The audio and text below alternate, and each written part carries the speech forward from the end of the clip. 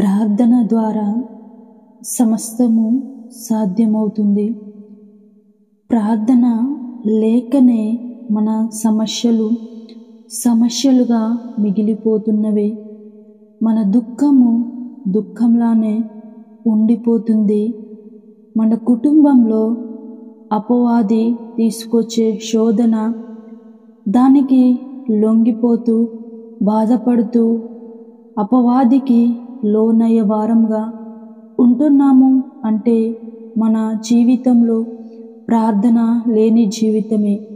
ప్రార్థన కలిగి ఉన్నట్లయితే అపజయాన్ని విజయంగా మార్చగలిగిన శక్తి ప్రార్థనలో ఉంది. అనారోగ్యంతో ఉన్నప్పుడు స్వస్థపరచగలిగే శక్తి ప్రార్థన ద్వారా దేవుని నుండి పొందుకుంటాము. ప్రార్థనతో సమస్తమును సాధ్యమే అవుతుంది. ప్రార్థన జీవితం ద్వారా ఎన్నో విజయాలు పొందుకుంటాము. మన వల్ల కాదు, ఇక నా వల్ల ఏమీ కాదు, నా పని అయిపోయింది అనుకున్న సమయంలో ప్రార్థనలో పట్టుదల కలిగి, విశ్వాసము కలిగి దేవుని సన్నిధిలో నిలకడగా ఉన్నట్లయితే మన జీవితంలో గొప్ప కార్యాలు చేయగలిగిన గొప్ప దేవుడు. కనుక ఈ సమయంలో ప్రార్థించుకుందాం. రాత్రికాల ప్రార్థన. మహాపరిశుద్ధమైన ప్రేమ నమ్మకమైన గొప్ప దేవా, నీకే వేలాది స్తుతి స్తోత్రములు వందనములు చెల్లిస్తున్నాం తండ్రి.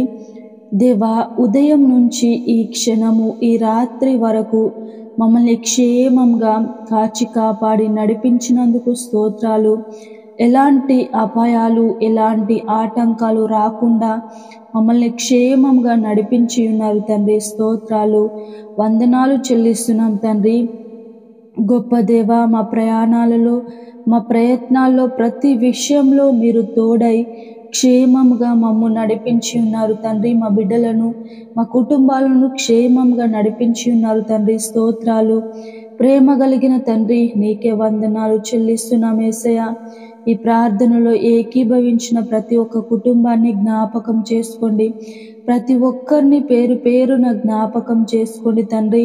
వారికి కావలసిన సమాధానమును నెమ్మదిని తండ్రి, వారి జీవితంలో వారి కుటుంబంలో ఉన్న సమస్యలను తొలగించి సమాధానము పొందుకున్నటకు మీరు కృప చూపించండి తండ్రి. వారి హృదయ వాంఛలను ఎరిగిన గొప్ప దేవుడవు కనుక యేసయ్య, వారు ఎలాంటి ఆలోచనల చేత ఎలాంటి ఇబ్బందుల చేత ఉన్నారో మీకు సమస్తము తెలుసు గనుక తండ్రి, నీ కోరికను సిద్ధింపజేసి నీ ఆలోచన యావత్తును సఫలపరుస్తాను అన్నారు తండ్రి.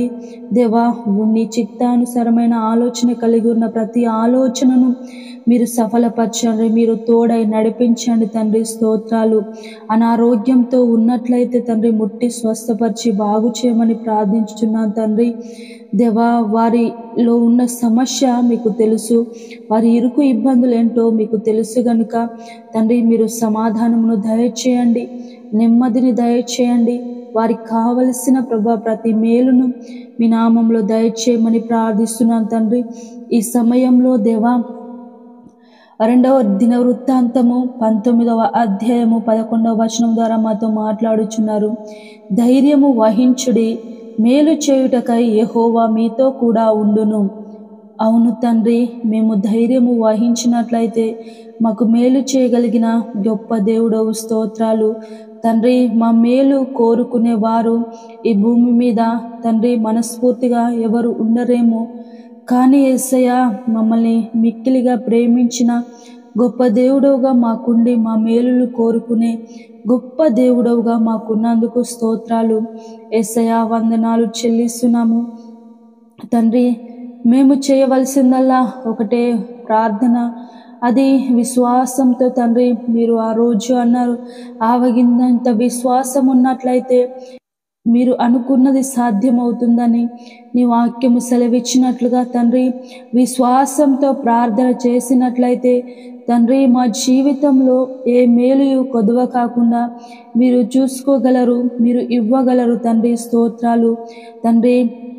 మేము మీ సన్నిధిలో స్థిరముగా మీ వాక్యంలో స్థిరముగా బలపడుతూ తండ్రి, నీకు వెన్నంటే నీ దగ్గర మేము ఉన్నట్లయితే యేసయ్యా మాకు కావలసిన మేలులను మీరు అనుగ్రహించగలరు. మా కుటుంబాలలో సంతోషాన్ని నింపగలిగిన ఏకైక దేవుడవు తండ్రి, స్తోత్రాలు.